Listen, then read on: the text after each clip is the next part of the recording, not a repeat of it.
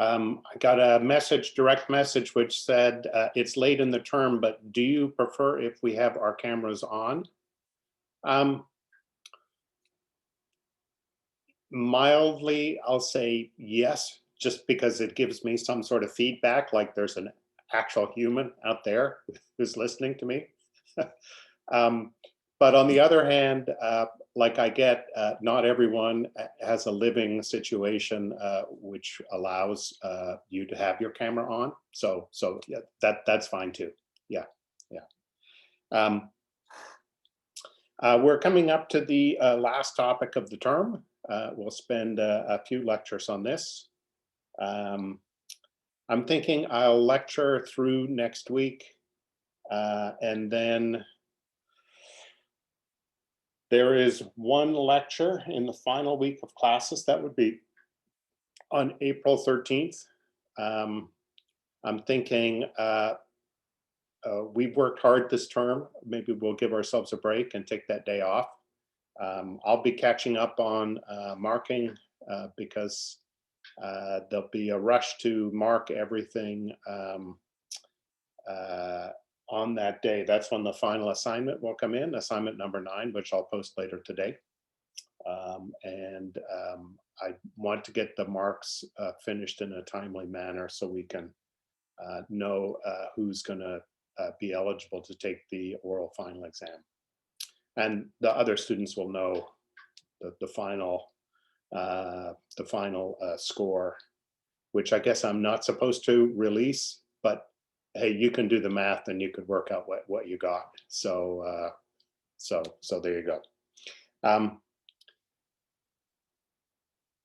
I think the thing I want to talk about now is reaction diffusion equations. I'm pretty sure 3 lectures will be more than enough to cover the kind of things I want to talk about.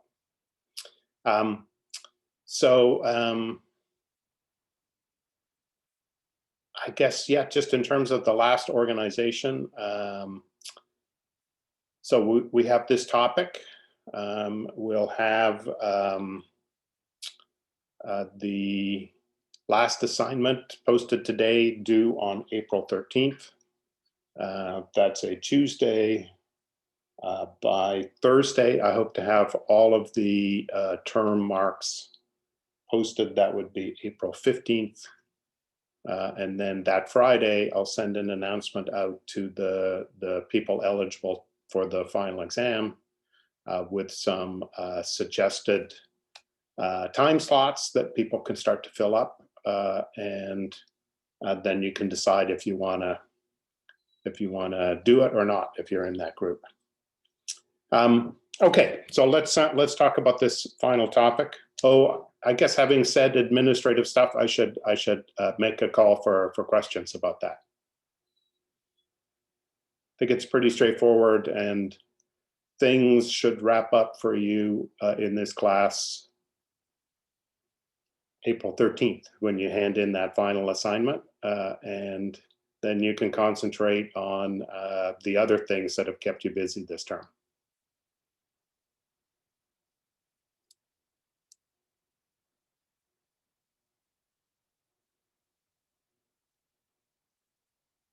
Okay, a thumb up, but no questions. Okay, so let's talk about reaction diffusion problems. So I should be able to go here and share. And then I've got to manage things so that I can still see the Slack channel. Okay.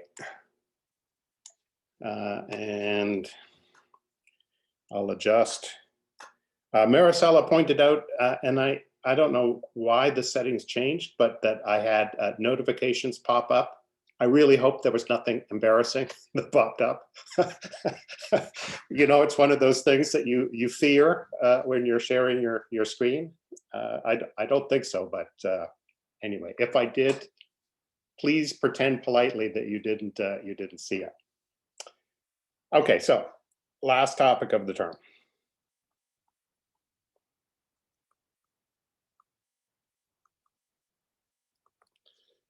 reaction diffusion equations.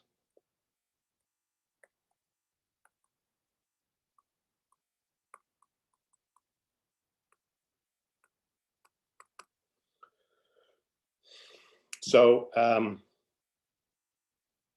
okay, let's look at some scalar ones first. Well, we've had thermal diffusion, so the heat equation. This also models a species, diffusion. If you have a dilute concentration in solution, it'll obey this type of equation too. After scaling, there would normally be some positive constant in there that we've scaled out. And there would normally be some length scales, but we're going to scale to, kind of a problem where we have this simple form. So this is the diffusion. Now I'm going to add a term. This is going to be the reaction term.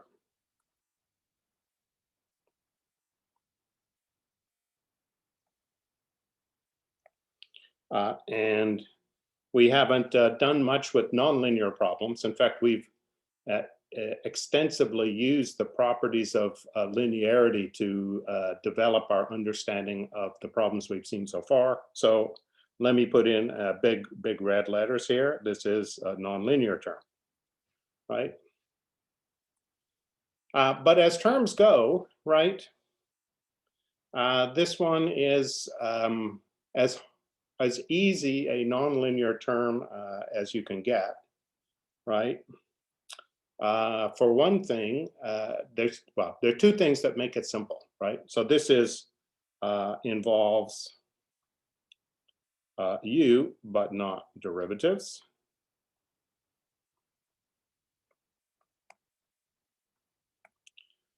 Remember, we had some sort of nice properties coming from quasi-linear first order equations. So there, the coefficients of the derivative could behave non-linearly on the solution, but it wasn't non-linear in the derivative itself. Well, this is actually one step back, right? This is, it's not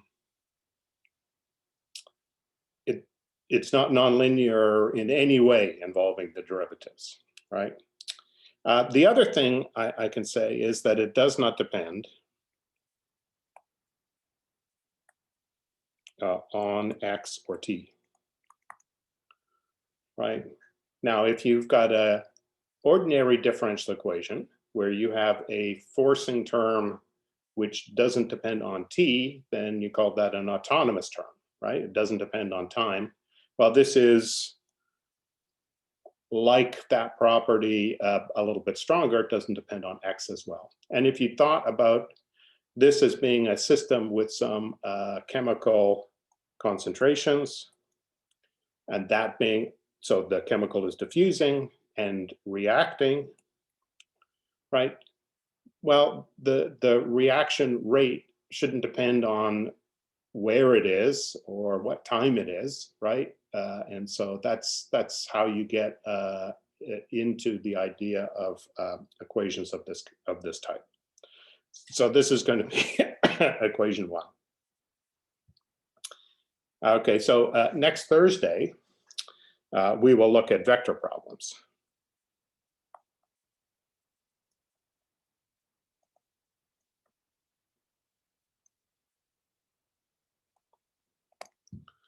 And of course, I can just put a vector, right? Now I'm going to have a diffusion matrix. This will be symmetric. So you can always change coordinates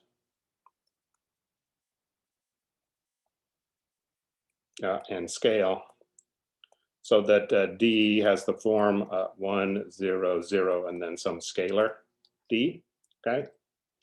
And then there'll be a vector function. So if I wrote that out in components,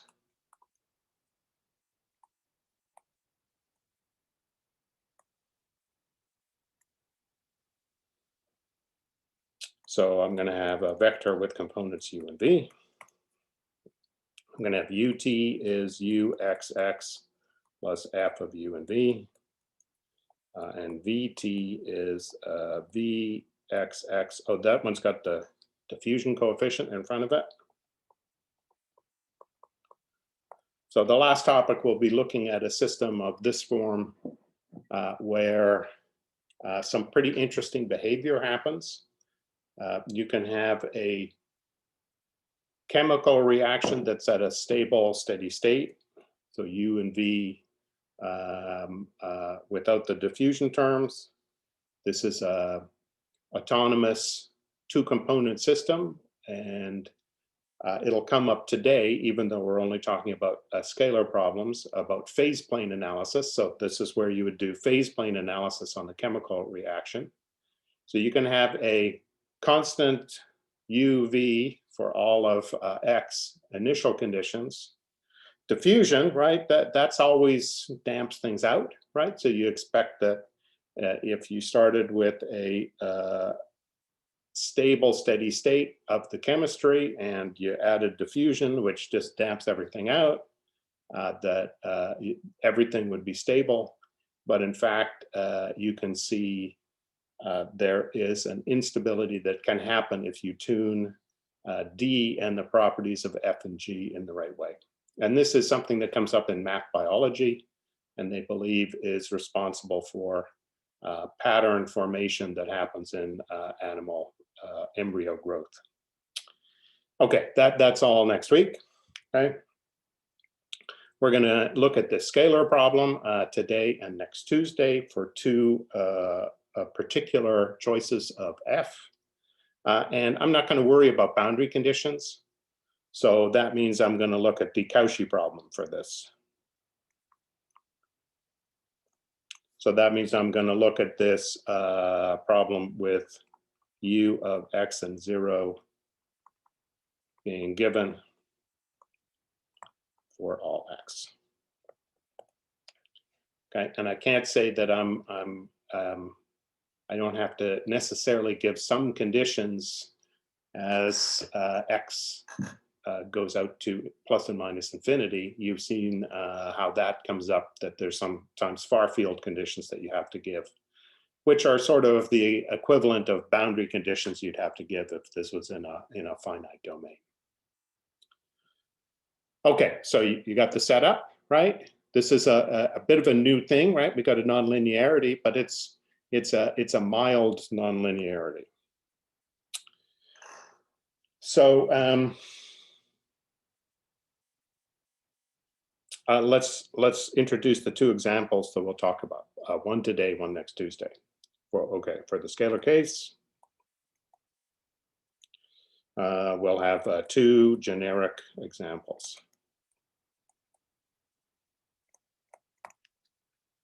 Okay, one. F of u, this is the reaction term, will be u times 1 minus u. And if I just wrote down the ordinary differential equation, which I'll remind you of, right? So u dot is u times 1 minus u. If you look back, right, in the distant past of your brain and ODE courses, you might remember this as the logistic equation. They used to teach some ODEs in Math 101. I don't think they do anymore. So you would have seen this in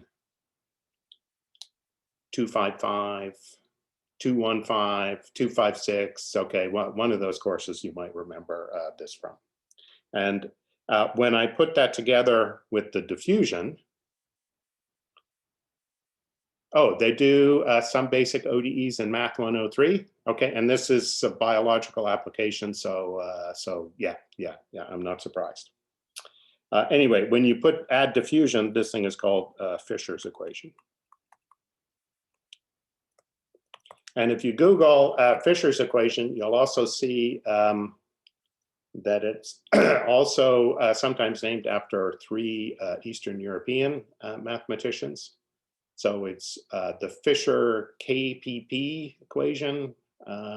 It's discovered independently with those two groups. Fisher was shorter to write out than 3 Eastern European names, so I went with Fisher. Okay, and then the one we'll look at on Tuesday, it's got an epsilon in it. And when you add the diffusion, you end up with the Allen-Kahn equation.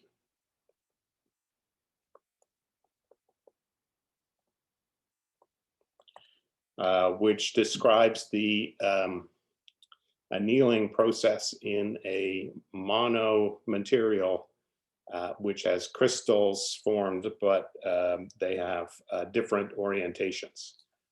And over time, those will merge together. Okay, so we know where we're going with this topic.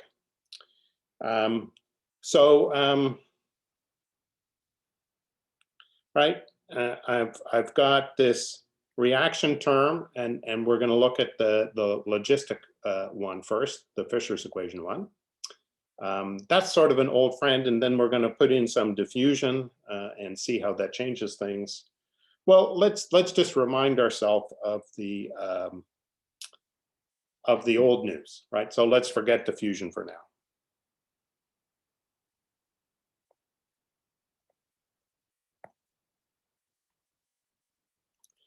Just consider the reaction, assuming that is happening uniformly in all space, so the UXX term is 0. Okay, and I'm going to do that for one today, and we'll start off with the same idea with the Allen-Kahn reaction term on Tuesday. So I'm just going to have U of t, and so I'm going to have U dot is a U times 1 minus U, right? This is f of U. And this is the logistic equation.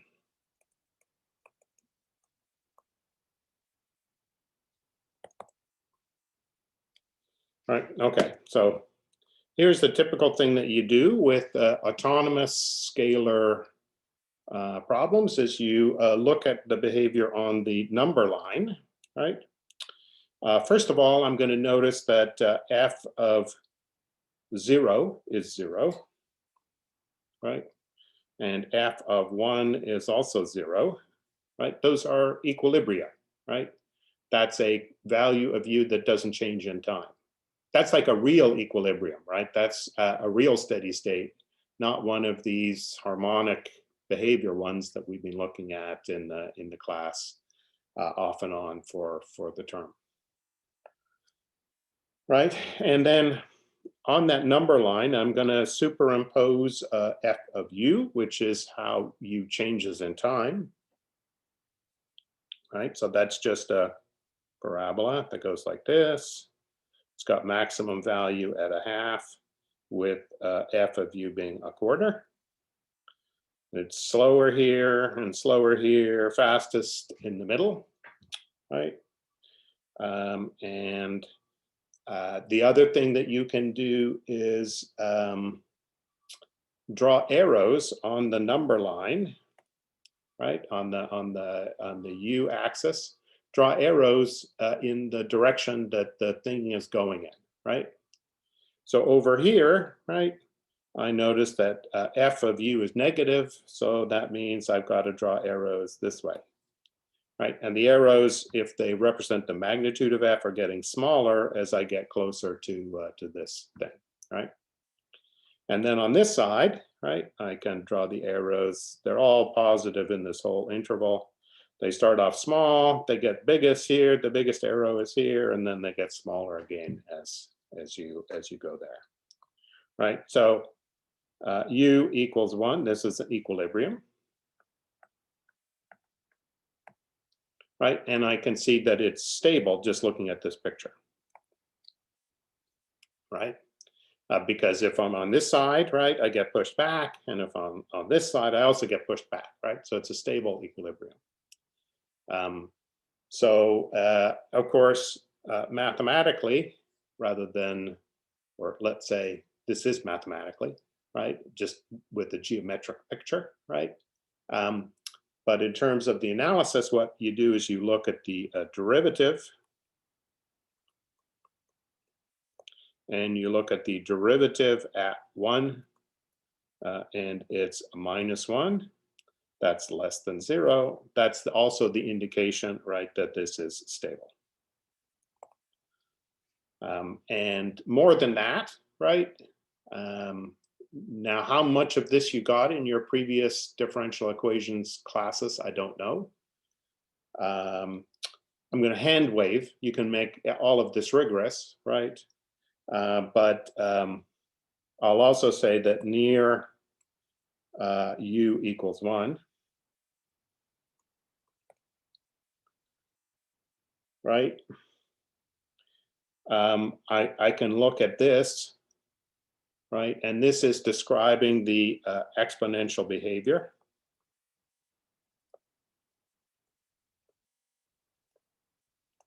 Near x equals 1.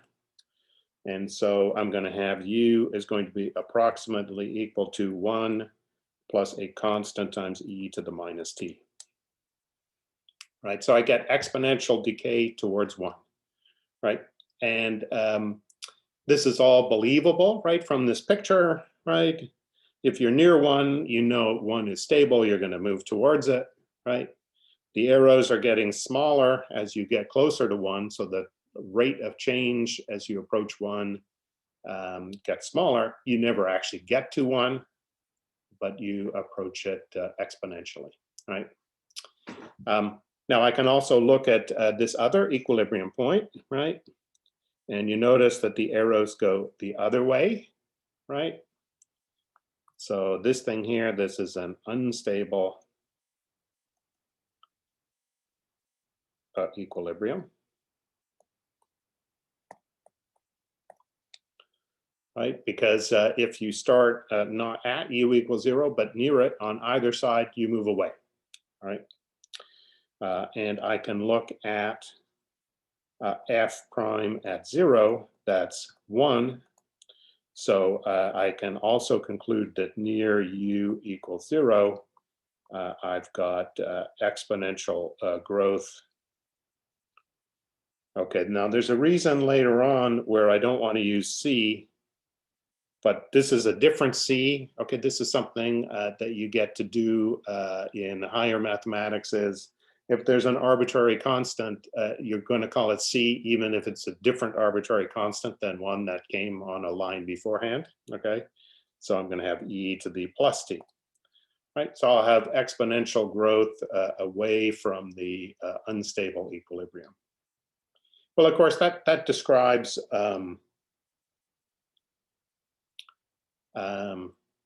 the approximate behavior when you're near those equilibria. What about the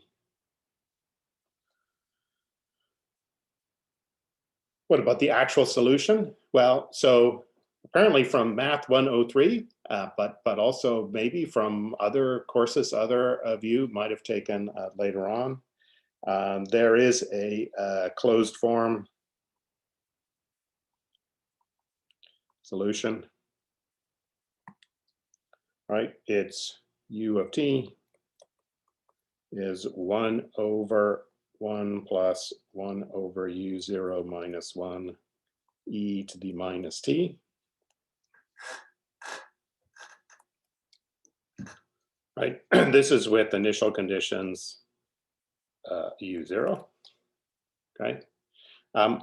Now, I guess I haven't told you much about the application, where this comes from, right? Well, this starts off with f of u is u, right? This is what's giving the exponential growth. So this is modeling a biological population that has exponential growth. But there's this cutoff, right? So you grow exponentially, but as you approach 1, right, then you stop growing, right? And so this 1 minus u term, this 1 is a population limit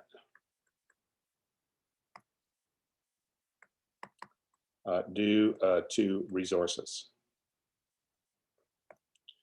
You've put your bacteria in a petri dish, right? And it starts to grow exponentially. Well, obviously that's only a good model for, you know, some length of time until the bacteria population gets so big that the goo that you put in the petri dish can't support it anymore. And so rather than let it die, you add some, okay, whatever it is you add to feed bacteria, right, in the dish, right? You add some of that every day, right? And then you end up with a stable population that's based on how much you're putting in, right, compared to how much they eat. And so, of course, this is all scaled, right? Right, so that the population limit due to resources is 1, something you can do by scaling. There's also a rate, which I've used time to scale to be 1, right? So I have exponential growth rate 1, that's the time scaling. I've got the population limit due to resources being 1, that's by scaling the quantity U. Okay, and so from the application,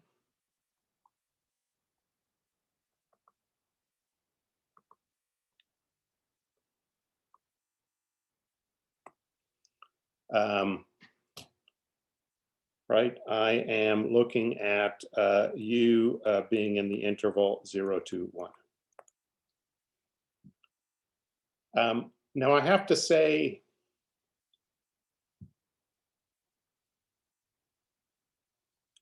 this biological application has a slightly different flavor than, let's say, a mechanical application,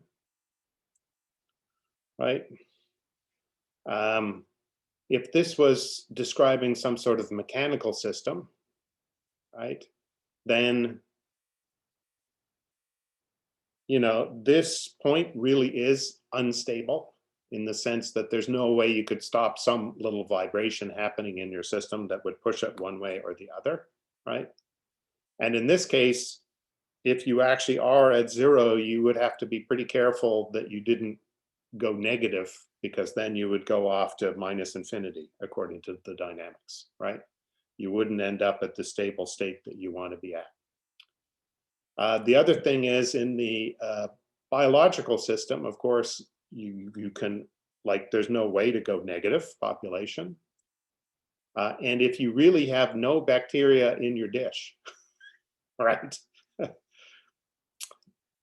then you actually could stay at that unstable equilibrium, right? Because in that sense, it's not really that unstable, right? You'd actually have to, if you really had like a hermetically sealed dish, then there's no way to have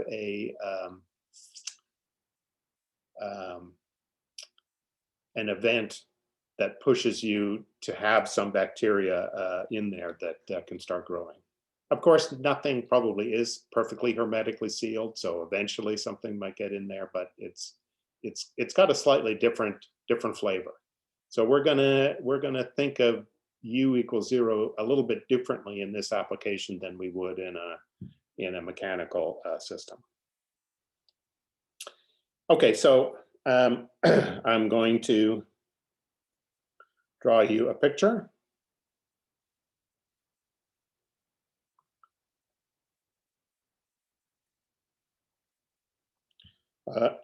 Of this solution. So I'm going to have U as a function of time. And I'm going to start at a half. And of course, in the limit, as t goes to infinity, I'll asymptote to 1. I know that from this picture. I can also get that from this, right? As t goes to infinity, this term goes to 0. I'm going to 1 over 1, right? I'll never get to 1, but I'll approach it asymptotically.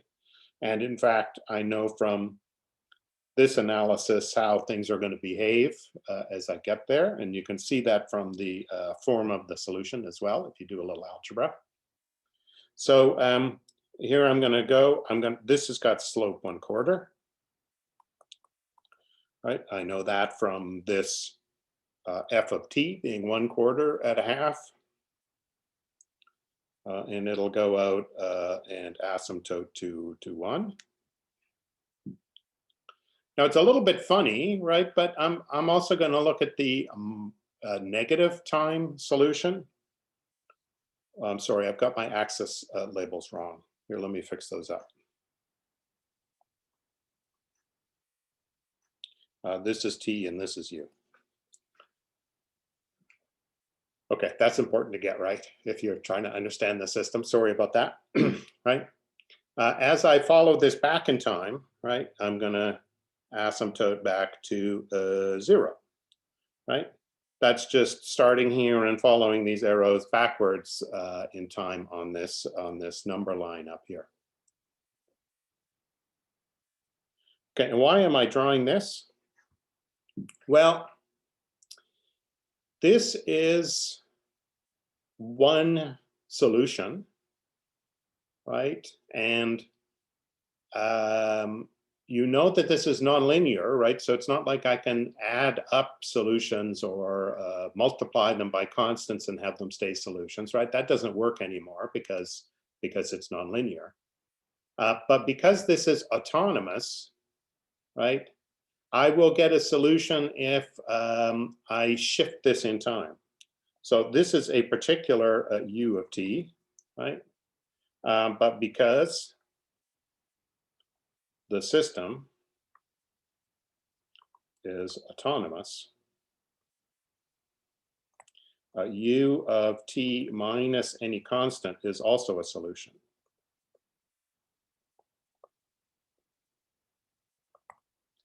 So once I find this curve, it's a sigmoidal curve, right? And this comes up in all kinds of applications. Actually, it comes up in machine learning now, these kind of activation functions, right? It's a thing that describes sort of generic behavior of growth, but saturation of that growth. Okay.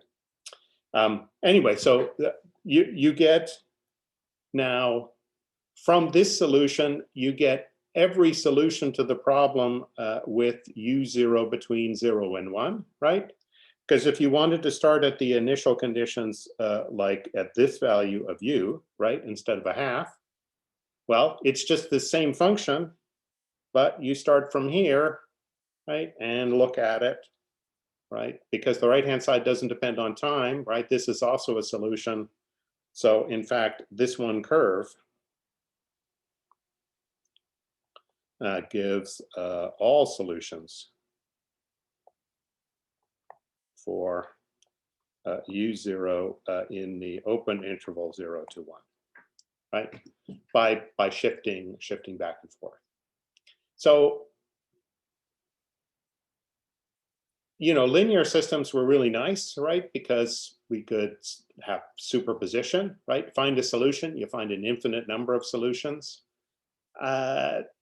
This is not the same, right? But it's also a kind of a nice property, right? Something that comes from the structure of the right-hand side. Being autonomous gives you this kind of behavior.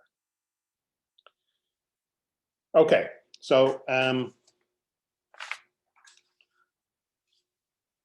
there.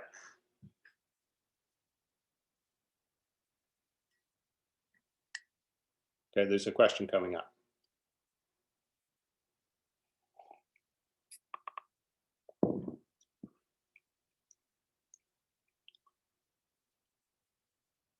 Okay, the question coming up is, why is this initial condition in this interval, but not the solution in that interval? Oh, well, it's both, right? If I start anywhere in this open interval, that's the equivalent of shifting this curve, which fills the interval, open interval 0 to 1, right?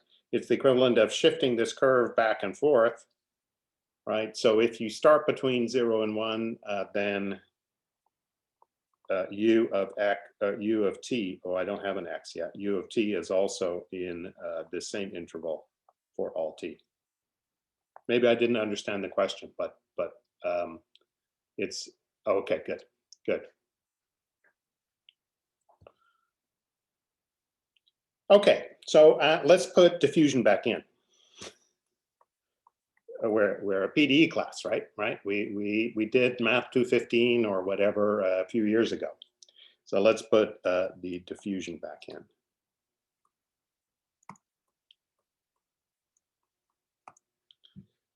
So I'm going to have ut is uxx plus u times 1 minus u.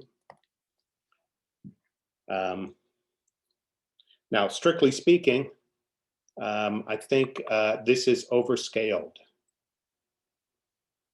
Oh, here's a good question. Do we have uniqueness for these nonlinear problems? Yes, we do, right?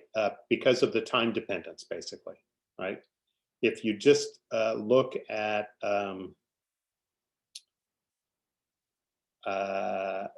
steady states, right, then you could think of different initial conditions taking you different places, right? Okay, and getting to steady states, right? In this case, right, I have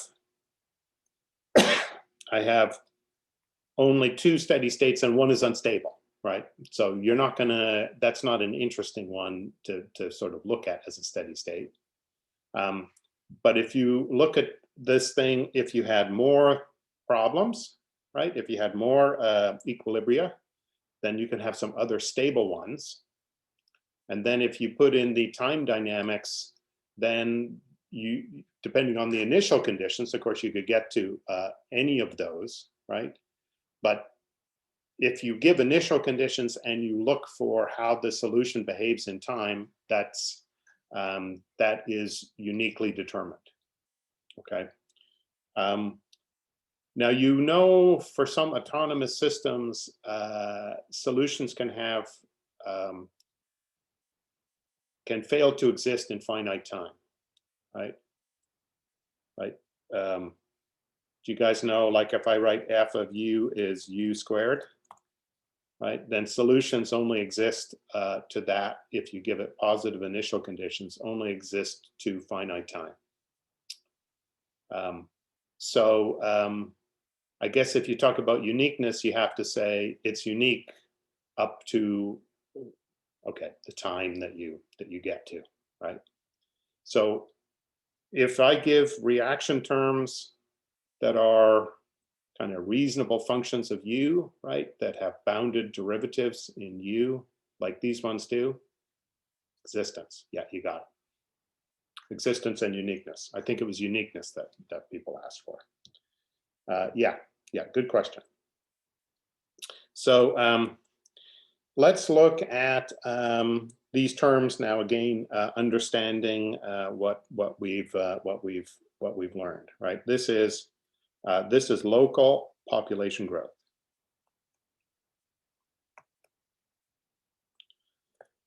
This is the same biological application, by the way, where we're thinking of u sitting in the interval 0 to 1 for all x and t. And I guess I should make that the open interval. And I'll have a discussion about that down below.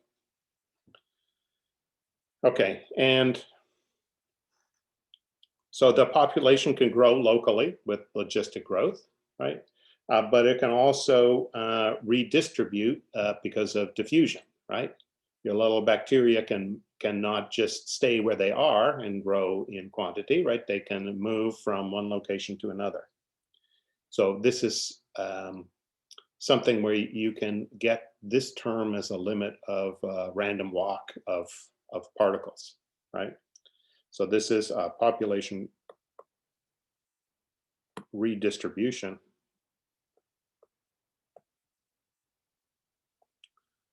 by diffusion. Remember, diffusion doesn't give you more of a quantity in terms of its integral, right? Right. If I integrate this from minus infinity to infinity, assuming some sort of, you know, reasonable behavior at infinity, then this term integrates to 0, right? So this doesn't make more bugs, right? This just spreads them around, right? This is the one that is allowing your population to grow. So just as a thought experiment, right? Let's look at some initial conditions. I'm going to give initial conditions that are kind of a bump, right? So this is a u0 of x, right? So here's one, right? Right. So if I look at this value of x, I'm going to see that uxx is less than 0 here. It's concave. It's a concave at that point, right? So it's going to limit the local growth.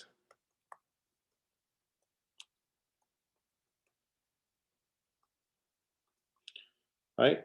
I'll have this term, right, will be positive, but this term will be negative, and so the population here, well, depending on how negative this is, right, it could just slow the growth because some of the things aren't staying, right? They're moving, right, to the sides where the whereby this random walk process, there's few lower concentration here than here, so they're going to spread out, right? So it could actually make it go negative, or at least it'll reduce the size. Now you can see there's an inflection point somewhere, and if you look in this region, right, uxx is positive, so this will enhance the local growth, right? So ut might be quite small, right? U is small here, right? So it's not, there's not many things to reproduce, but you're making up for it because you're going to have some diffusion of things to that location from places nearby where the concentration is higher. Okay, so let me just make a note. I'm going to hand wave a little bit. This is one of those things where I remember there's a more rigorous argument, but I couldn't remember how it goes. And then I also don't remember whether it's like a Math400 suitable, more rigorous argument or not. So I'm gonna hand wave instead. Okay, so this is true. I can tell you it's true, right? But the argument here, I'll even point out where there's some hand waving going on that you would need to be a little bit more careful of. I'm going to start off with a population initial condition that can be 0, but not quite 1. Okay, and this is going to be for all x. Okay, I'm also going to say that u0 of x is not identically 0.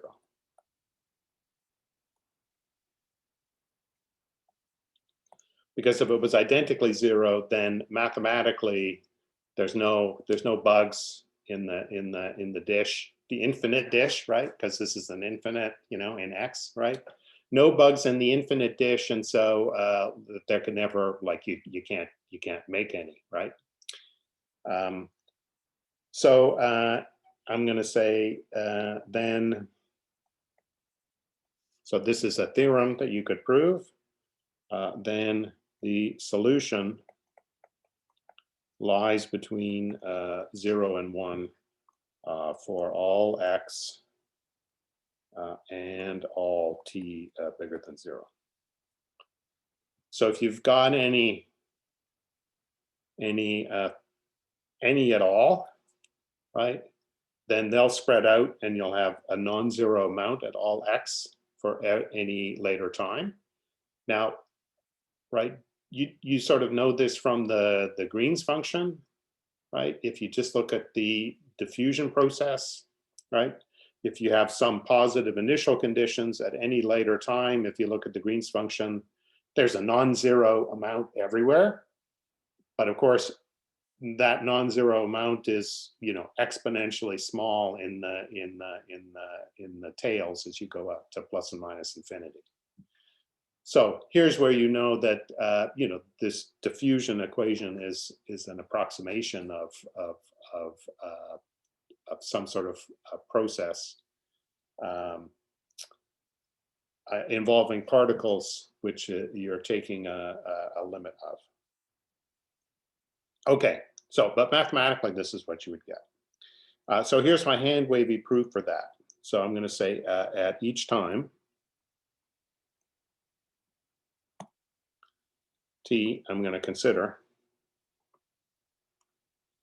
Well, actually, I'm just going to give you the hand wavy proof for this part. I'm going to consider the maximum value.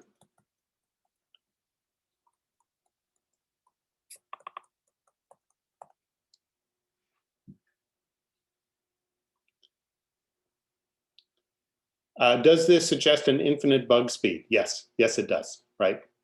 The diffusion process is idealized to allow, infinite speeds for an exponentially small fraction of the stuff you're diffusing. And again, you can see that from the Green's function that we derived for the Cauchy problem for the heat equation. We derived that with the Fourier series, and then did some work to figure out that it was the Fourier series solution was a convolution of things we could identify. So at each time t, I'm going to consider that, and I'm going to assume that it's attained, right? So here is the hand wavy part of the argument, okay, right? So you could have a maximum not attained, right? Just some limiting asymptotic behavior as you go out to plus and minus infinity. So I'm going to assume that this is attained at some point that varies in time, right? And of course, this doesn't have to be continuous point. This doesn't have to be a point that's continuous in time. So here's some more hand waving.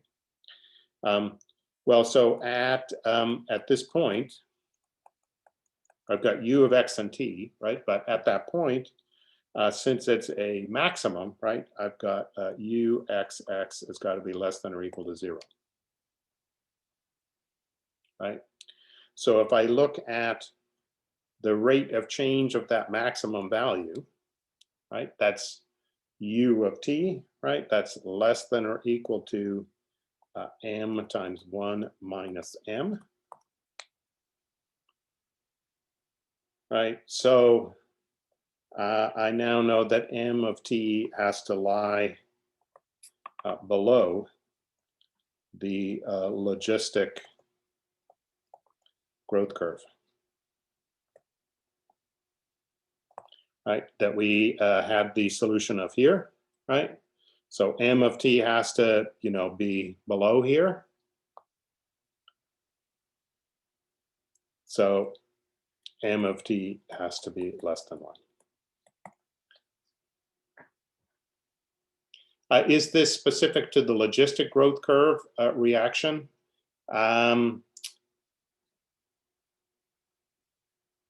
No. It's a generalization of the maximum principle, essentially, right? You know that diffusion can't generate maximum values, right? And you also know that the reaction term can't push you past this point, right? So it's really a combination of those two things. So if you've got a diffusive process and you've got some sort of maximum principle, right? And this thing going on, right? Then yes. Now you have to realize that this is really a second order diffusion, so uxx, and a scalar phenomenon, once you get to vector problems or different types of diffusion, then you don't have a maximum principle, and these arguments don't work, and your understanding of the system and the mathematics really becomes much more difficult in those cases. I mean, it's really nice to know, like, we haven't found any solutions, right, of this particular system, right? But before we start, we know, right, that they sit in this window of size, which is actually kind of interesting to know already. Okay, so if I had any artistic skill around this argument, I would draw some hands waving. Okay, so here you go. It's on video. Let's look at what we can do with this problem without just saying, okay, now we understand it a bit, and we're going to do some numerical computations. Okay, I like computing this numerically, right? I do that. But in Math400, this is going to be an excuse for us to look at another analytic technique to understand behavior of systems. So I'm going to consider a traveling wave solution.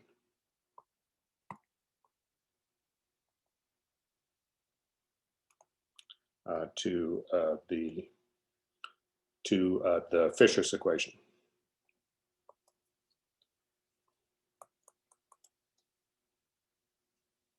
Right.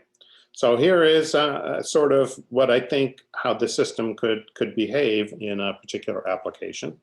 So here I'm going to have X. I'm going to show you some snapshots of U of X and T that I think might occur, and then we'll show that they can. Right. I'm going to think that over here I have some full populations. Right. So I'm going to look at U of X at T1, and then I'm going to show you a picture of U of X at T2 at a bigger time. Right. But I'm assuming that I've got some full populations over here, right, and some empty populations over here. Now, of course, now you know I'm not expecting these to be 0, 0. I'm just expecting them to be exponentially small, right? But if they're exponentially small, then they're growing really slowly, and so they're gonna stay small, right? If I just started off with, I'm showing something on the board with my hands, okay, which you can't see, sorry about that, right? If I was just looking at this segment, right, and thinking that that was spatially uniform, well, over a very long time, of course, these would grow to some sort of significant population and then follow logistic growth and 10 to 1, right? But I'm thinking that process is going to be speeded up because I've got all of these big bug populations over here that are going to diffuse bugs to really bring up the population here where the logistic growth can take over. So I think that I'm going to have something that's going to look like this, right? And as time goes on, right, I think that this is going to move, right, to the right. And so at later time, I'm gonna have this same kind of shape. Well, okay. Now, not every system that you think might have a traveling wave has a traveling wave. And by traveling wave, I mean, this is going to be something that's moving along at a constant speed c and keeps the same shape, right? So I don't know whether this has a traveling wave, but let's see if it does. Okay, so what would a traveling wave look like? Well, it would be one that would have the same profile, right? At different times, just moving with speed c. So I'm going to think that it's going to have a profile, u of c. This is the traveling wave. I don't know whether this system has one or not, so maybe I'll put a question mark. If there was a traveling wave, well, what do I mean? It's got the same profile, and u of x minus ct solves the differential equation, partial differential equation, right? Right. So that's this profile is this shape that moves along, right? And that shape moving along with speed c will actually solve the equation. Okay, well, let's see if that works, right? So I'm going to take u of x minus ct. Now, this is the same kind of game we've played before where we had a PDE, but we're going to turn it into an ODE for this u of one variable, right? So when I take the time derivative, right? So the ut term goes to minus c times u prime. That's du dc, right? And then the second derivative with x, that's u double prime. And then I've got the f of u term. Okay, and okay, I want to solve this with a u going to 1 as c goes to minus infinity, right? I'm thinking I'm starting off at 1 here, and I'm going to 0 out here.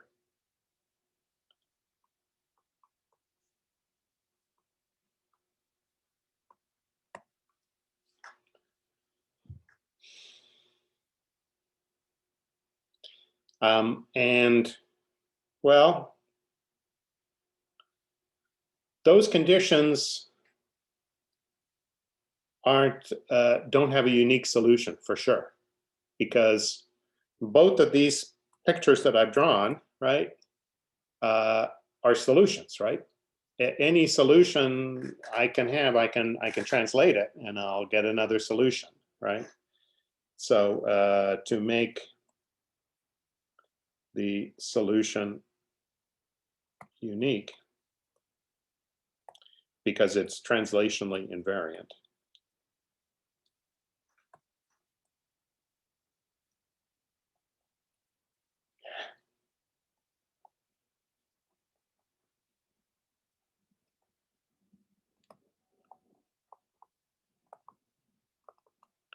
I'll add the condition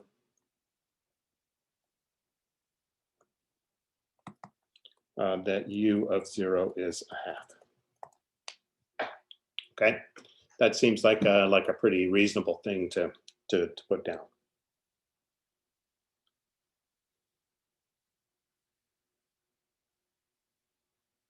And just as a note, and you'll actually see that from some of the non-rigorous work that I'll do around these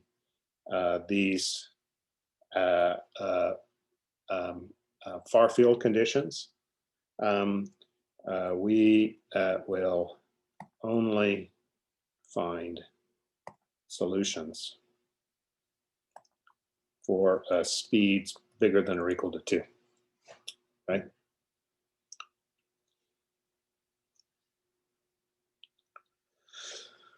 Okay, so we're going to go to the phase plane. If I say phase plane, is that something people go, oh, yeah, okay, yeah, my old friend, the phase plane? No. Okay, so let me avoid the phase plane for just a little bit. Although once we get to it, what I've written down is maybe it'll start to come back. It'll be equivalent to looking at the behavior in the phase plane system. So I'm just gonna try to get warmed up. So I'm going to say to warm up. Let's look at the solutions as c goes to plus and minus infinity. Okay. Well, let's look at as I'm going to plus infinity.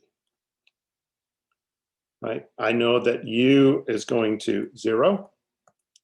Oh, there's a question coming up.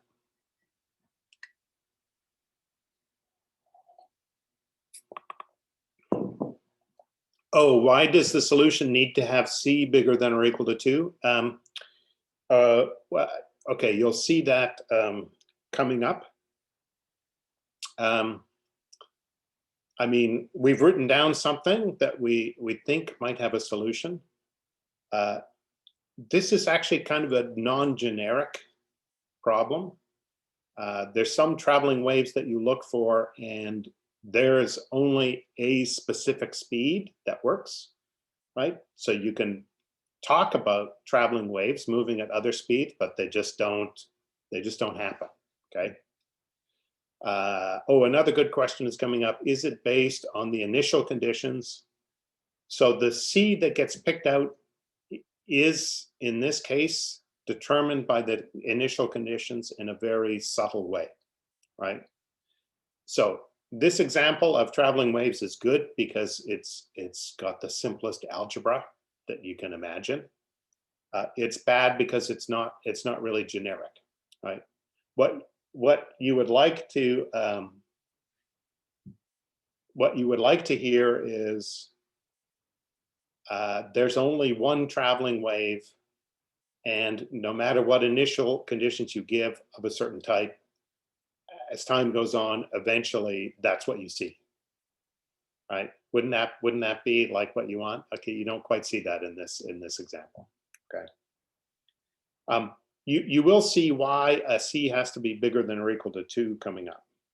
Remember, I'm looking at for a traveling wave that sits between 0 and 1, right? And now I'm going to look and see how the system behaves near the 0 limit as c goes to infinity. So you linearize, right? When I write down the equations in the phase plane, then maybe it'll come back to you what you need to do. But here, I'm just doing the same thing I did before, right? F of u is approximately equal to u, right? That was the f prime at 0 was 1, right? So that means my equation is approximately this, right? It's just this equation I'm looking at, right? And I've just moved things around a little bit. And then, of course, this is you've linearized, so it's linear, right? Constant coefficient, so you try exponential solutions. You get r squared plus cr plus 1 is equal to 0.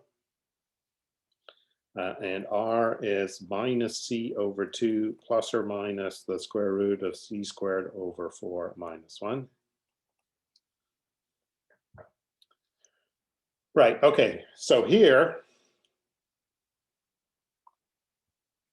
so I'm telling you we're looking for things where c is bigger than or equal to 2. So this is going to give us 2 decaying modes, right?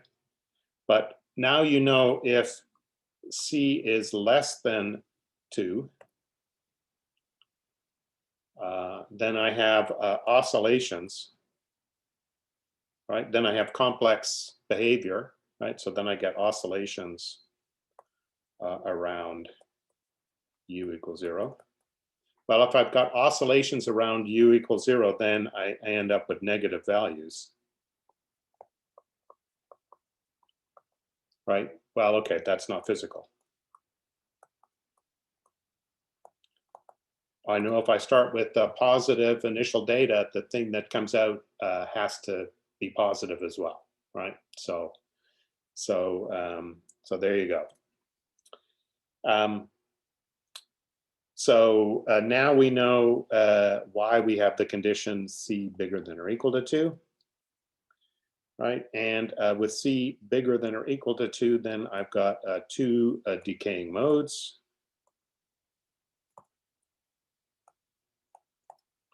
I got, if you remember back, if you've got a behavior that looks like e to the r1t plus e to the r2t, and r1 and r2 are both negative, then the thing that lasts the longest is the slowest decaying one, right? Because the other one decays so quickly, you don't see it anymore. So I'm just going to say the slowest decaying mode is R0, that's minus C over 2 plus the square root of C squared over 4 minus 1.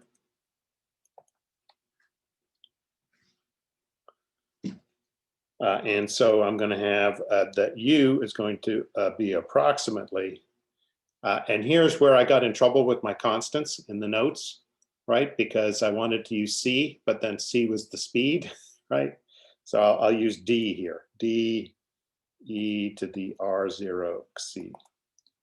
Remember, C is going to infinity, R0 is negative, so I know that at least if a traveling wave exists of the kind that I'm looking for, C has to be bigger than 2, and I've got exponential decay out here towards 0 at a given rate.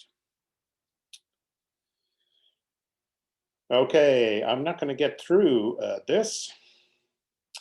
Let's look as C goes to minus infinity, right? Then I'm thinking that U is going to be about 1 with the difference going to 0.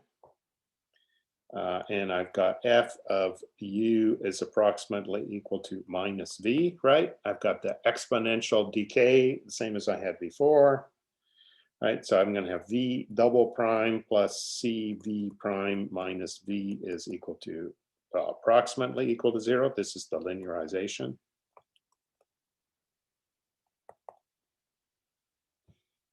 So I've got the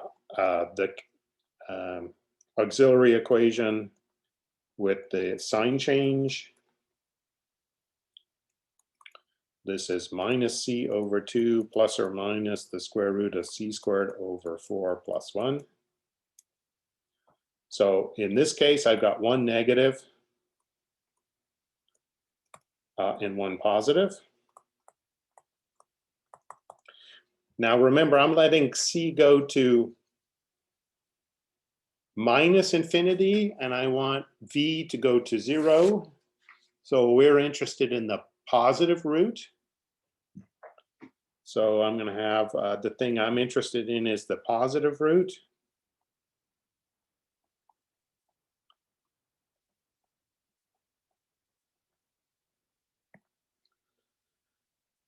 And I'm going to have that U is going to be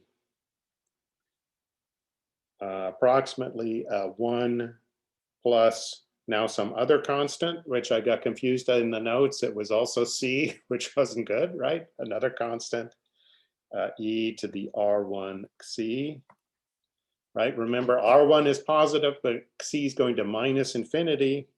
So I know if there is a traveling wave, right, at least I know like how it's got to behave out here, right? It's tending to 1 and it's decaying exponentially to 1 at a known rate. And what have I got? I got 3 minutes left. Well, so basically I sort of know how things are starting at the two ends.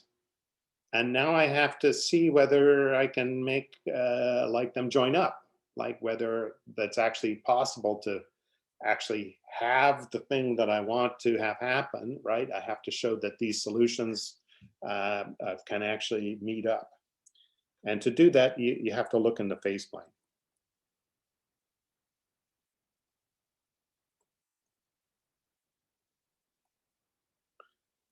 We will introduce the phase plane, our old friend, the phase plane. Right, and so you have to introduce a new variable, which is the time derivative of u. This is what you do if you have a second order equation that's autonomous and you want to look at it in the phase plane. You have to introduce its derivative as a new variable. So now I can have a first order system for u and w. Well, u prime is just w, right? And w prime, well, that's u double prime. That's minus c times u prime, which is w, minus u times 1 minus u.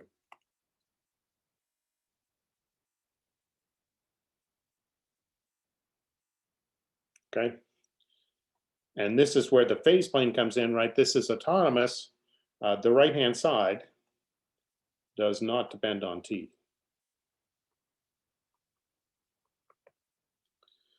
And so what you can do is you can plot in the u-w plane the arrows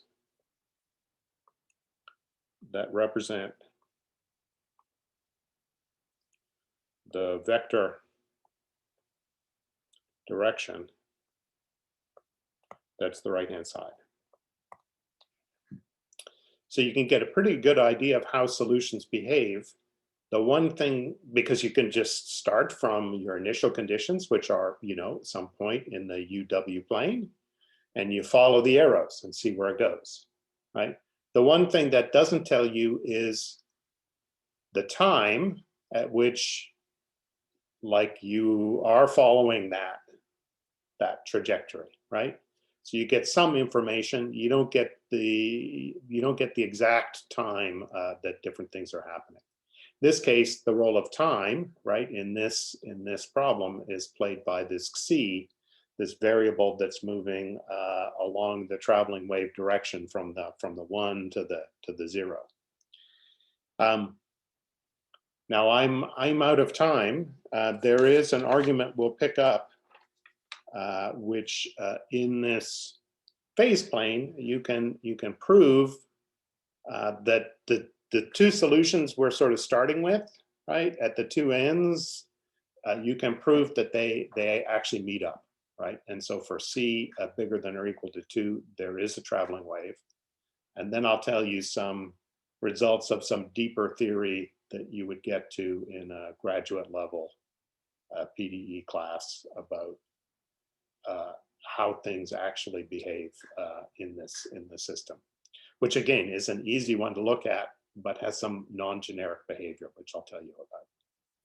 Okay, so I think that's a good place to stop. Like I say, there's some, this is in the posted notes, there's some, interesting phase planey work that we'll do on Tuesday, and then we'll pick up with the Allen-Kahn equation after that.